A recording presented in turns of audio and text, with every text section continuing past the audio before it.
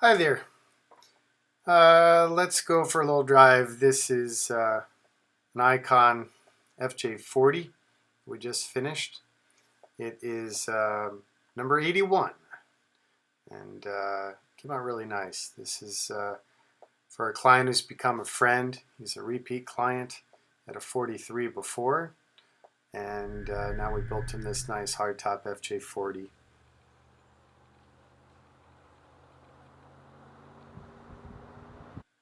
This truck's really nicely equipped. It's set up with the removable hardtop, which is pretty rare for us. This is, when we do the hardtop icons, we use vintage steel hardtop and door and fiberglass roof panels, which are getting quite hard to find in the appropriate condition to restore to the caliber needed.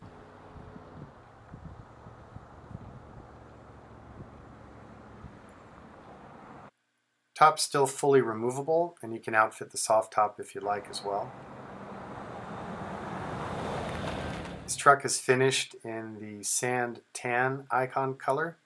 As with all the FJ icons, the body is crafted out of 5052 H32 unannealed marine rated aluminum that's 5/32 thick.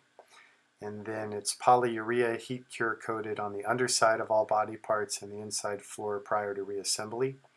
And then the body is an engineered powder coat with designed by Cardinal Coatings. Here you see the ICON front bull bar with the auxiliary LED lights and the worn winch. In this particular case, the winch is upgraded to the Viking synthetic and the Haas Fair lead. Really nice gear there. These Viking recovery gear and ropes are really the best. LED headlights as well. We outfitted this truck with slider side windows for the top, the Hutchinson run flat beadlock wheels, StopTech sport brakes, and BF Goodrich 285 7017 mud terrains. Here in the back you'll see the ICON FJ series rear bumper assembly with dual pivoting carriers and another auxiliary light for reverse that's also tied to toggle switch. It's wired for trailer electrical. And here you see the rear StopTech brakes on the Dana 60 Dynatrac Pro Rock high pinion rear axle. It's a really nice truck. I'm really happy with it. Runs and drives great. As you'll notice, we also tinted the windows at the client's request. So we kind of mix up what we do with the roof cap and bib bezel, headlight bezel when we do the hard tops, and kind of leave it up to the client to either do body color, matte black, or gloss white. In this case, we went with the traditional FJ40 gloss white for the headlight ring and the roof cap. Although on the inside, we deviated from stock and did, instead of the perforated headliner, we did the Alcantara headliner, which we're really happy with. There you see the CNC stainless ICON FJ40 side badges. Some of the stainless steel hardware that we use, all with nylock knots, nylock washers, which are nylon to keep you from agating the surface when you remove the doors. Client also requested the Amp Research retractable power steps.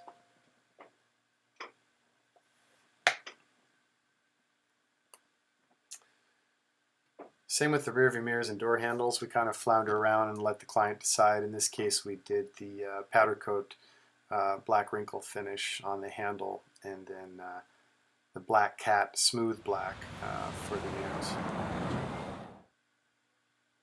Here we are in the shade. We can kind of get a better feel for the tone of the body.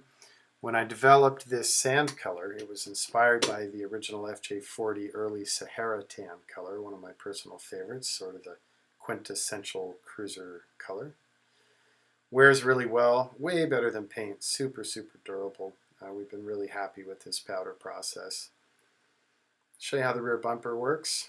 So on the outside, these pins go up a ramp and click to keep it from coming back and hitting your rear doors. And these handles are designed so you don't compress your fingers, and they're CNC'd stainless. This particular client had us outfit the back with the ambulance style doors as stock on 75 and newer. Here's that Viking recovery gear bag that I spoke of earlier. This comes standard with all trucks. So you've got all sorts of recovery gear in here. as well as the Gorilla brand locking wheel winch and adapter, and the shackle block from ARB, Craftsman Toolkit, and a couple D-shackles and goodies like that. This client had us do the traditional style side-facing jump seats with lap belts. We also offer the forward-facing tuck and tumble bench seat. The jump seats are really best though for max cargo space. We don't use the originals, we've redesigned them. There were a lot of weaknesses and issues with the factory ones, so we deleted those rattles and improved the design and fabricate those here in Cali. Here you see the rear speaker enclosures with a 12-volt power port that's integrated. And then we'll go up to the front cabin a little bit here. Chilowich textile. If you're into our brand and highly perceptive, you'll notice the Chilowich pattern has changed in the last couple of trucks. Chilowich discontinued the original weave, but we were happy to find this new one, which works really well.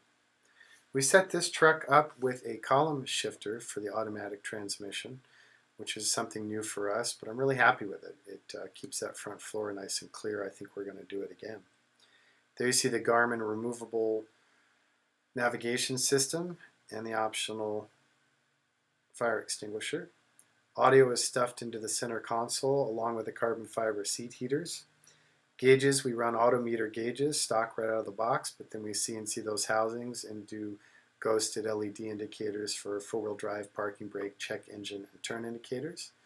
Those dash knobs are CNC'd out of billet, 6061, and then hand knurled on an old 1940s lathe, and then hand engraved and enameled.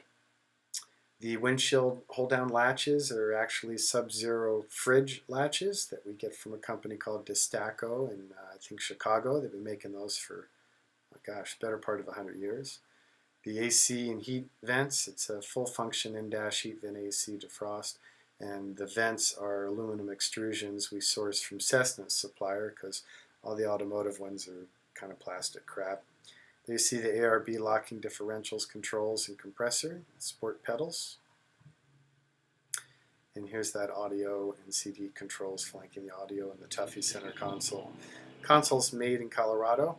Really proud to try and support as many American suppliers as possible. Pretty much everything is US made with the exception of our seats. This truck's running the 5.7 LS motor, 420 horse, with our new production Volant intake, which we're really happy to have partnered with those boys on.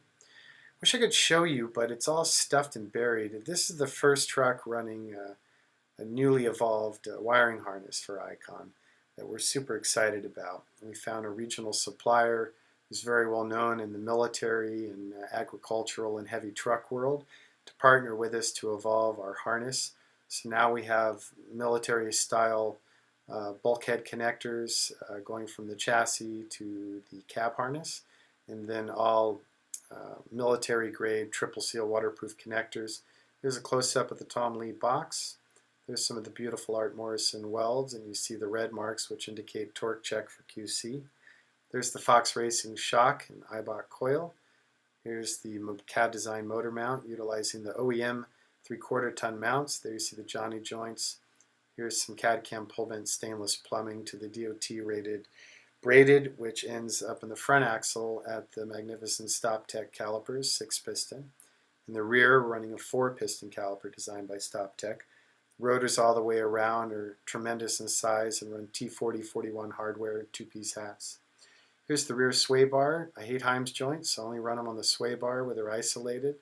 That's a blade arm that's adjustable to a torsion bar, and here's the same on the front.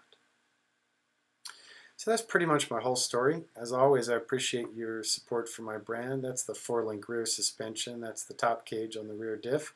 Here's the fuel tank, which we develop with our Tier 2 friends over at Transfer Flow. So in-tank fuel pump, rollover valves, internal sunk pump filter. And there's the external easy-to-service Bosch filter. There's some of those connectors. So thanks again for watching. ICON4x4.com, 818-280-3333. See you.